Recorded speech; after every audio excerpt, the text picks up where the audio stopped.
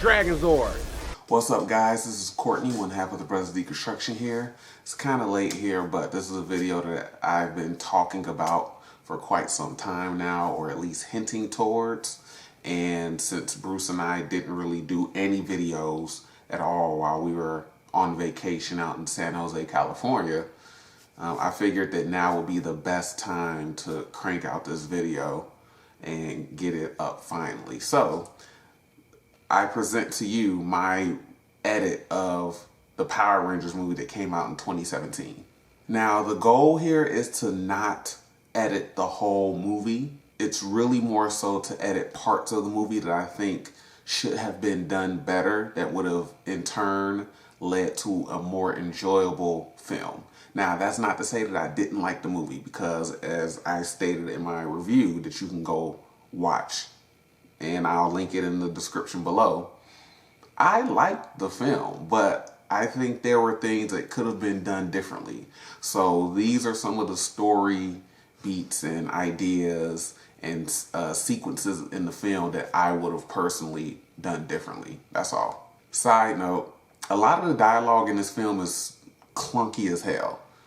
So I'm not gonna go into super detail line by line, changing everything in the film. Like I said, this is really just me taking certain sequences and certain moments and cutting them or rearranging them or just editing them overall. So yeah, but again, a lot of the dialogue is clunky as hell. So I'm not gonna detail any changes to dialogue in this edit. So the first edit, the coin discovery. My first problem with this scene is that they choose the coins. They chose the coins. It should be the other way around, especially because it's mentioned later on in the film as well. But they should not choose the coins on their own. They need to be chosen by the coins, especially if there's a big deal being made of the coins choosing them and them being allowed into the command center. Also, just a really quick side note, but a small, not a big one, but a rather small one. Let's not have the Rangers wear their respective colors either. Let's make that one of the changes from the TV show in the film. Let's not have Billy wear blue, Kim wear pink, Trini wear yellow, and so on. Now back to the coin discovery. Trini shouldn't be standing on the edge of that cliff, because once the rock collapses, she should be dead. Plain and simple, especially the way that she fell and we saw the rocks tumbling down the side of the mountain or cliff or whatever type of rocky surface you want to call that. She should be dead. Instead, have her on the ground with the others. So after Billy blows, a hole or kind of shakes up that rock, when it collapses, it knocks them back, and all the coins are next to or near their respective Rangers. That way, it's as if they chose them instead of them choosing the coins themselves, because they go through the process of the rock collapses, they see kind of this glass layer underneath that solid rock, and then they see that there's something inside of it. So Zach starts hammering away, and he starts kind of hammering at the coins and kind of taking them out in chunks and breaking up the glass surrounding the coin, and then they kind of each just grab one.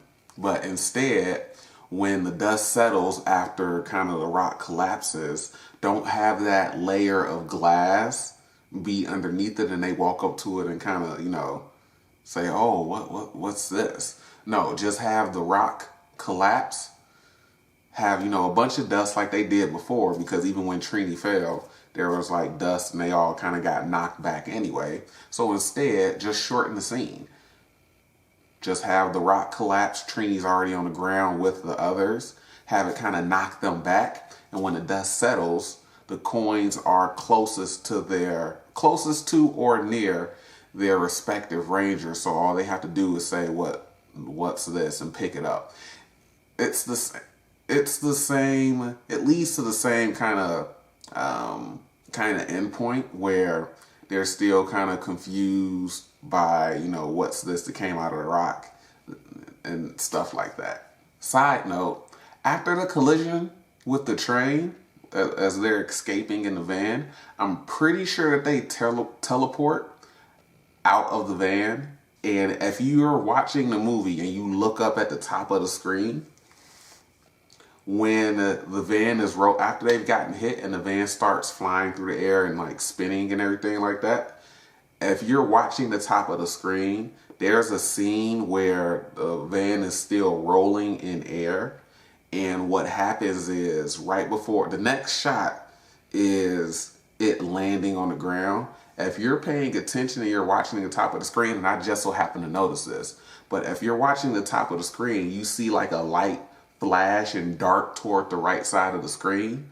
And then it cuts to the scene of the van hitting the ground. So I wonder if that's them teleporting out of the van. But then again, after the van lands, you see the respective lights of each ranger kind of illuminate and start getting brighter. So what do I know? Moving on to another moment, and I kind of wrote these down. I kind of made notes about these things as I was watching the film, so they're gonna be in order for the most part. But the next moment that I'm moving on to is the cliff jumping scene. This is the scene where they all kind of meet back up at the mine. They jump over like the lake, I guess that, or river or whatever that is at the bottom, but they jump over the gap in between the two cliffs. And even before that, they kind of run super fast up the cliff to the top and everything like that. So there are gonna be some things that I change with this. And I'm conflicted with this scene when it comes to showcasing their powers. Because on one hand, it's a good scene of character building and them showcasing that they're coming back to the mine. They want to figure out what's going on with themselves and they want to do it amongst each other and kind of discover what else that they can do, because they've already seen some weird stuff happen at school already. And it's also a good example of the group interacting with each other. And even we get hints about Trini kind of putting on an act of being like a loner and everything like that, or at least to me it comes off as an act, especially with what we find out about her later on in the film. But she's having fun amongst the group, jumping over the gap, doing all this stuff. But then right before they jump into the lake, Kimberly looks at her and she's like smiling, but then she puts on like a scowl. So I think it's a good interaction, and we get a good example of kind of small bits of character in the film. So that's on one hand. But I do think that they need to tone down Zach's craziness. So it just seems so forced, and and I don't know if this was Ludi Lynn's idea to kind of add more personality to Zach, or if this is just how it came off in the script or whatever like that. But he comes off way more crazy, and it's just, I don't know, I don't like it. So I think they can tone that down just a little bit. Always calling Trini crazy girl. There's a moment when, before the train crash, Jason asks Zach, "Are you crazy?" He says, "Yeah." Are you crazy? Yeah, I am. So I don't know. It's just something about that. But overall, on one hand, this is a good scene for them, showing them having fun, Trini putting on an act, them interacting with each other early on, especially in the midst of all this weird shit that's going on. On the other hand, I think this would have been a perfect time for them to fight early putties, rock putties, whatever you want to call them. They're called putties in the film, but they're made out of rock. The TV show, they were actually made out of clay, whatever. I'm not going to do a deep dive. That's too nerdy right now. But I think this would have been a perfect opportunity to have them fight early putties, kind of get cornered on the edge of the cliff, and then fall into the water, and then find the command center that way. Because again, they don't know what the hell's going on. They aren't trained. They aren't, fighters. They simply, are discovering their powers, and then all of a sudden they come across these monsters that they fight. I guess if you want to say that they can fight them. They get cornered up against the edge. They don't really want to fall, but at the same time, they do end up falling, but they end up finding the entrance to the command center. So I think that would have been a pretty good opportunity as well. So that's why I'm conflicted, because on one hand, the scene does a good job of showing that character interaction, but on the other hand, this could have been a good time to have them come into early conflict in the film. Side note, after they're introduced to Alpha, after they find the command center and they're introduced to Alpha and they're walking to kind of the main portion of the command center, Kimberly is whispering to everybody else about planning an escape, like Alpha isn't within earshot of hearing them. So I don't understand why you're whispering or talking that loud when he's literally 3 feet behind you and he could probably hear you. Colors, guys, let's focus on getting out of here. Stay together, and then when we see a chance, we run like hell. Okay, and if we don't get a chance? Just saying. The next scene that I would change is the nightmare future scene. So they're kind of bickering amongst each other, and Zordon tells them silence, and he raises them in the air before kind of dropping them back to the floor. And while they're raised in the air, he kind of shows them this vision of Rita attacking and destroying Angel Grove. I'm talking to a wall. I mean, guys. Silence! I like the scene because it's very nightmarish. It's kind of edited choppily. I don't know if that's a word, but the editing is choppy and jumpy, and it shows Rita kind of playing mind games, and the Angel Grove is empty, and then all of a sudden it's populated with, for lack of a better term, bodies, like burned bodies, because as they bump through them, they like break apart in their ashes and everything like that. So I would change that scene because it is a good scene to kind of show. And when Jason says, why would you show us that nightmare? And Zordon says it's not a nightmare, it's the future. Okay, so in my notes I wrote nightmare future, but I would change that scene to more specifically go over the stuff that Zordon kind of exposition dumps during the scene. It's followed by Zordon telling Jason about Rita's origins as a ranger and how she was corrupted and she's evil now and all that good stuff. However, this is Zordon telling us this, and we only get to see it, a bit of it, at the beginning of the film. The opening of the film is Zordon kind of hiding the power coins and calling for a meteor to strike their position so he can kill Rita and she can't get to the Zeo crystal. But I think when Zordon lifts them up, instead of telling them later on Rita was a ranger, she was corrupted by evil, she wanted the power of the Zeo crystal to herself, show us that, because you're just telling. This is an example of screenwriting when you tell us something instead of showing us something. So you tell us, oh, how evil this person is, instead of showing us them doing something evil. So I think this would be a very good opportunity to show them the origin of Rita as a ranger and then slowly being corrupted. Now, that moment, the small little nightmare scene, is only maybe a minute long, maybe. But I think it needs to be a tad bit longer so you can show them, the entire Ranger team, you know, being a team, Rita being the 6th Ranger, and then when they're protecting the Zeo crystal, again, I didn't go into super detail when it came to coming up with this edit of this scene, but you can have this vision be Zordon and the other team and Rita, you know, going over protecting the crystal or whatever regarding the Zeo crystal, and then Rita slowly starts becoming more obsessed with gaining that power.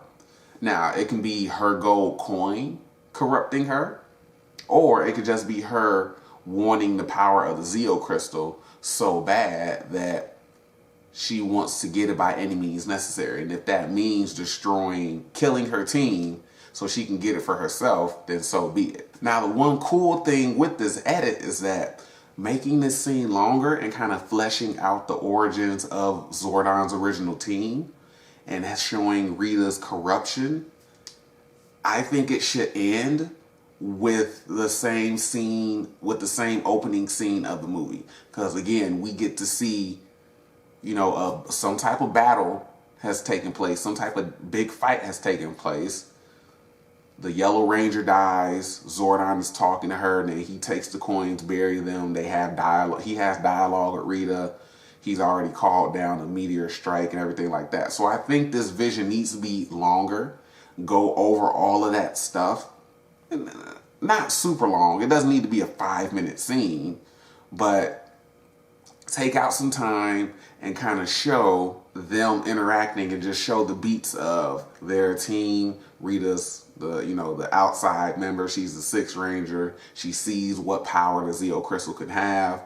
It starts corrupting her. She starts wanting that power so much. And then that scene ends.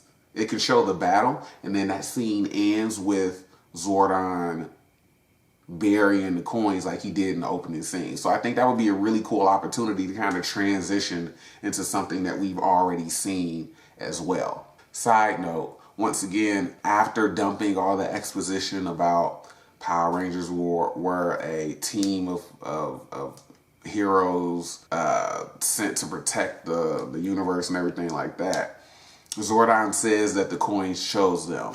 They did not. They chose the coins. So again, that's something that should have been the opposite way around. The coin should have chosen them, but they didn't. The next scene I'm moving on to is the training montage. This training montage I would change. Now, first and foremost, I don't need to see Kimberly and Trini play ninja with a fork and a piece of a donut. I just don't. That's unnecessary. I get that the entire training montage itself is set to quirky music. It's supposed to be kind of fun. Them learning, them getting their ass kicked. I get that, right? But I don't need to see them play ninja with a fork and a piece of a donut. And I don't need to see them in detention class throwing a piece of paper around the room at super speed and everybody catching it and then throwing it to the next person. Cut that. Now, if they're going to go with like the quirky soundtrack, this training montage specifically needs to be them struggling to morph and getting their ass beat in the pit. That's what it needs to be if we're going with this quirky soundtrack. Show them struggling to morph, show them bickering with each other. It can still be kind of semi-serious because if you look at it without the soundtrack, it's serious. They're arguing with each other because they can't figure this out. But with the soundtrack, it kind of makes it a little bit more fun. You can show them doing that, struggling to morph, and then you can show them getting their ass kicked. If it's going to be set to this quirky soundtrack, that's what it needs to be. I don't need to see some weird side scenes of them playing around. I just don't want to see it. Now, what I would do differently is that I don't think that Rita needs to grow more powerful to summon her putties and build Goldar. She should be able to summon smaller groups, maybe 2 to 3, 4 at most, of putties, and maybe they can even be searching for more gold for her to find so she can build Goldar. Now, with this small group of putties, I do think that the Rangers can be dispatched to them. Like, you know, you have a random group of monsters wreaking havoc in a part of the town or city. I don't know if Angel Grove is a city or if it's like a small town or not. But you can have the Rangers kind of get wind of this and get dispatched to them. Or you can just have them randomly encounter the putties out in the wild, out in the street. Now, this is one of the bigger changes to me for the film. With them, whether they're dispatched to the putties or they randomly encounter them, I think a random encounter would work a little bit better for what I want to do. Have them morph.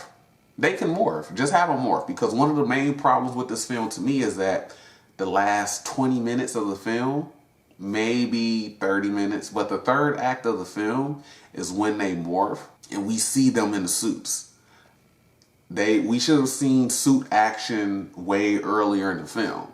Because me being a fan of Power Rangers, and when I went to go see it with my friend, her being familiar with Power Rangers, and I believe mostly everybody else who saw it, we were expecting more suit action. So, give us more suit action. You can have them you can have them morph, but struggle to stay morphed. And struggle to still be a team. You can still have a small kind of like comedic moment of them struggling to stay morphed. They can go out of suit, they can unmorph, and then morph again or whatever like that. And then show them struggling as a team. That's the most important thing. And I'll go into it a little bit later why that's a very big change, because I'm cutting a scene entirely later on in the film. And this is going to be an early precursor to what that scene would have been. But it's going to be a precursor to something different, at least this time. But yeah, show them morphing, struggling to stay morphed, and struggling to fight the putties as a team. Now, an innocent civilian, whether they're prominent, maybe it's a classmate, maybe it's somebody's parent or parents or sibling or something like that. Somebody needs to die during this fight.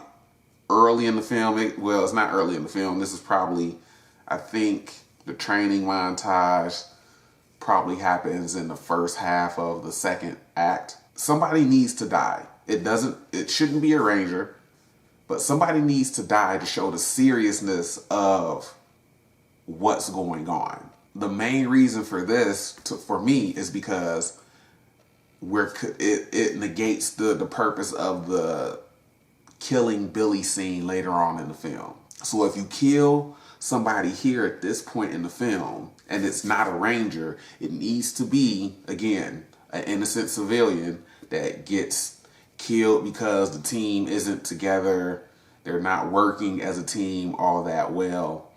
You know, there is no, they're a dysfunctional team, but they still find a way to come out on top. No, they're a dysfunctional team and people are dying because of it. They need to do a better job. So I think at this moment, that's when you kill a civilian, whether it's a prominent person, like I said, somebody's parent or something like that. This is the moment where you do that, and then it shows the seriousness of the situation.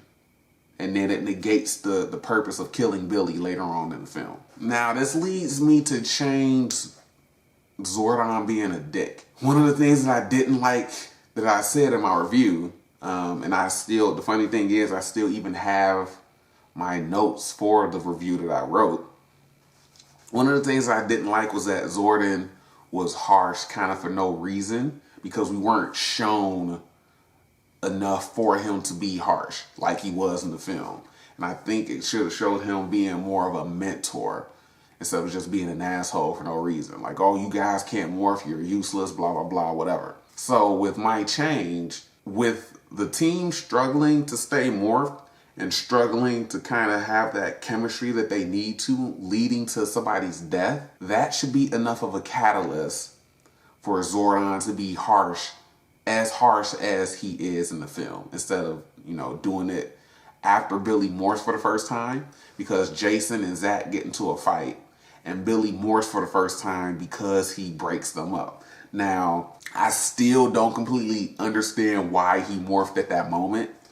I think it was explained later on, or explained at some point when they were asking him how did he morph, and he was just saying, I was just thinking of the team. So I think Billy has so much hope and he's so optimistic about them being a team that at that moment he didn't want any type of infighting or any type of conflict amongst members of the team, which led him to, I guess, kind of be selfish enough to put himself in the middle and give him the ability to morph. So if you have that civilian die in the previous scene with their first encounter with the putties, when they come back, yeah, it's appropriate for Zordon to chew them out and be as harsh as he is, saying, you guys are not capable of doing this. You're not ready, blah, blah, blah, this and that, we'll have to bam. Stuff like that. So at that moment, again, we're cutting Billy dying, we're killing somebody else to show the seriousness of the situation, and Zordon still gets to be kind of that voice of this shit is real. People are dying because you guys cannot stay morphed. You guys are struggling as a unit. And they already have a ticking clock, because when they first get to the command center and Zordon is kind of breaking everything down and laying everything out, Alpha says that they have like 11 days before Rita wakes up and gains full power, builds Goldar, and goes after the Zeo Crystal. So they're already on a ticking clock. So yeah, I think the perfect way to do that is to just... the perfect reason for Zordon to be an asshole like he is in the film is to already show them failing in a major way and kind of using that to give them a sobering moment. Now on to the campfire share story time, or story time by the campfire, or everyone shares, whatever you want to call it. This happens after they fail to morph and they kind of like walk out, and Zach says, hey, I'm gonna sit out by the campfire. You guys can chill if you want. I got food if you want. And they share, everybody goes around and they share something about themselves, thinking that we need to connect with each other. So we need to be open with each other. And, oh, let's tell everybody a secret. Billy says he loves country music. I love country music. And then he says that he doesn't think about his dad as much. His dad has passed away. He doesn't think about his dad as much because they used to always come up to the mine, but he looks forward to coming up to the mine with them because they're kind of his new friends now. In this moment, everybody shares except Kimberly. And to me, she does not get a pass. She shouldn't get a pass for not sharing, because her deep, dark secret is that she shared an explicit photo of, I think, one of the girls in her friend group, her little clique or whatever like that. She shared an explicit photo of that girl to a guy that she liked or something like that, and said, is this the type of girl that you want to bring home to your mom? It got around to the principal. Her dad was in the office. The girl's dad was in the office. It was, a real big issue. Now, she goes back later on. When it comes to her, she says, no, not me. Not tonight. Skip me. No, you don't get a pass just because that's what you did. Because if they're going to go that, first of all, in this movie, that's really, really fucked up. Like, that's some heavy shit. That's some shit like that happens anywhere else. People are getting arrested for distribution of child porn. Right? Because they're all teenagers. I don't know if any of them are 18. I don't know if 17 is even if 17 was a legal age of consent, I don't know what the laws would be when it comes to sharing a nude photo. Or I don't know if it was a nude photo, because we never see it, but she shows it to Jason. Why the fuck do you still have the photo anyway? But she shows it to Jason and he's like, whoa. Having memory issues with the camera or with my memory card. But anyway, I don't know what type of picture it was. Could have been a booty hole nude. I don't know. Could have just been like some explicit lingerie. I don't know. But no, you don't get a pass for not sharing because that's what you did. That's some heavy shit in this type of film. So that's something major. So if it's gonna be something dark or fucked up like that, no, share it at the campfire with everybody else. And the fact that she went back and shared it with Jason later on shouldn't count, because if the whole goal is for the entire team to be connected, her going back and sharing that with Jason is her going back and sharing that with Jason. So should that count as a connection to Morph if she didn't share it? Like, if everybody needs to be connected? Because again, we're cutting the entire scene with Billy and them carrying him back to the command center and them kind of realizing, hey, we need to do this with each other. We're the only thing that's left. Yeah, let's bond. Let's have this bonding, connecting moment right here. If we're cutting that and this is everybody needs to be on the same page, should that have counted? Quick side note, guys. Becky G is fine as hell. Thought I'd throw that in there. And moving on, Trini's like coming out story, I guess, is still kind of awkward, especially with the "my family likes labels" quote that she has. It's not as awkward or as forced as I originally thought, because she says, "I'm always a new girl, 3 schools, 3 years. I like it that way because people don't have to get to know me, and then my parents don't have to worry about the relationships that I have." And then Zach says, "Boyfriend troubles?" And she's like, "Yeah, boyfriend troubles." Girlfriend troubles? Boyfriend troubles. Yeah. Boyfriend troubles. Girlfriend troubles?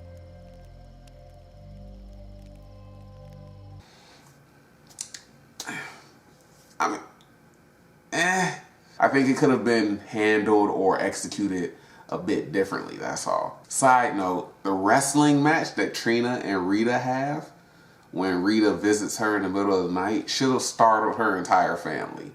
They're literally throwing each other across the room, putting holes in walls, breaking shells and shit. And even at the end of the film, she's plastering her walls again. Or fixing all the damage in her room. Nobody bust through the door when all this commotion was happening.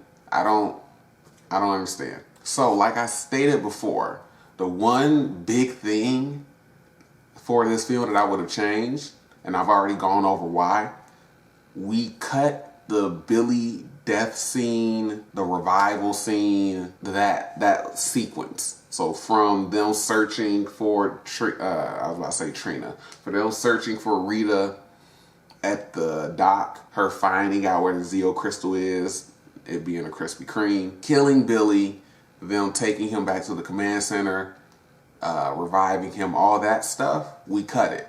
Cut the failed fight scene at the dock, Billy's death, the revival. We cut it. Now, the revival scene is a good scene when it comes for character development and growth. They realize, with Billy dying, they realize, you know, Billy was the one who took this the most serious out of everybody. He traded his life for ours. I would trade my life for him to be here, or I would have done the same thing. They all say, "Oh, I would have too, I would have too." Well, we're only thing that's left right now, so we gotta take care of business.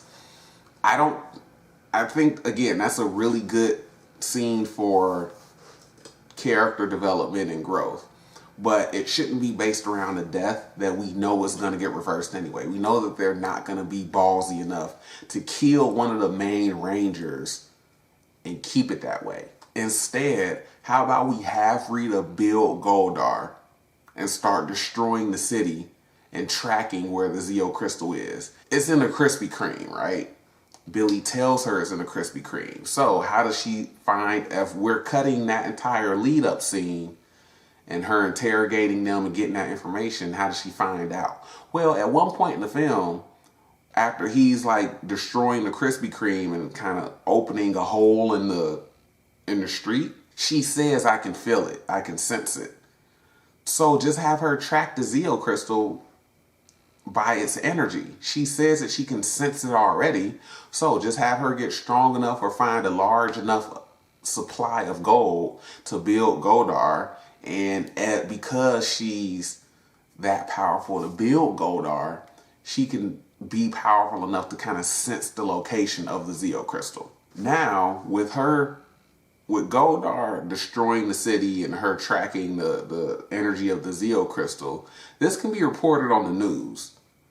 Now, the team as a whole can realize that they failed up until this point because they're just not in sync with each other. And they can have an epiphany or a realization moment, or whatever you want to call it, that they need to be there for each other and buy in to what they're trying to do. Because that's what Billy's death has them do anyway. They realize he loved, and Billy was a weird kid, whatever. I don't really want to go into a long tangent about it, but he was so enthusiastic. Like I said before, he was so optimistic and enthusiastic about the idea of being a superhero, about the idea of being on this team with these people that he now consider his friends. Like, I don't understand why they needed to kill him to get this across. So for me, they can realize that they need to be there for each other and buy into the whole idea that they were chosen to save the universe, to save Earth. That's what needs to happen. They need to have that. They can have the same realization moment, but it doesn't have to be based around Billy's death. It can just be based around the fact that they've been failures up until this point because they don't believe in each other completely, and they don't believe this entire situation that's going on, which, I mean, I understand. I completely understand. It's very, very far-fetched, and it's very hard to believe, even with the display of powers and everything like that. Now, this is another moment where, now we've already gotten, in this re-edit, we've already gotten previous suit action. But at this point, they buy in, they realize what they need to do. They can morph, stay morphed, and then go fight the putties that are flooding the city. Because I do think that while it was fun to see the action scene or the action sequence of them fighting the putties after Billy gets revived and they morph, the action, the coolest thing out of that entire sequence after they jump out of the water and land was Billy doing like a triple kick on one of the putties. That was the best moment in that sequence, because a lot of the other action wasn't really great. I mean, Trini doing an awkward run across a bunch of the putties. I don't know. There wasn't really anything memorable about the sequence, but Billy apparently really buying in because he looked like the best fighter out of the group. So with the putties kind of flooding the city and wreaking havoc and causing more destruction, I think in this moment, after they morph and, you know, all the feel good stuff, they morph, they go back and they start fighting more putties. I think this would allow, before they go to the Zords and they see Goldar kind of getting closer to the Krispy Kreme or whatever like that, I think this would allow a much more better choreographed fight sequence against the putties and all that stuff. Now, the last thing for me that I would have changed, or not really changed, but it was a missed opportunity with the Megazord formation. Now, granted, I think the designs of the Megazord should have been much more different and closer to the TV show, because then it wouldn't have been so hard or difficult to imagine the Megazord forming. In the film, they're trying to hold the line and stop Goldar from getting to the crystal.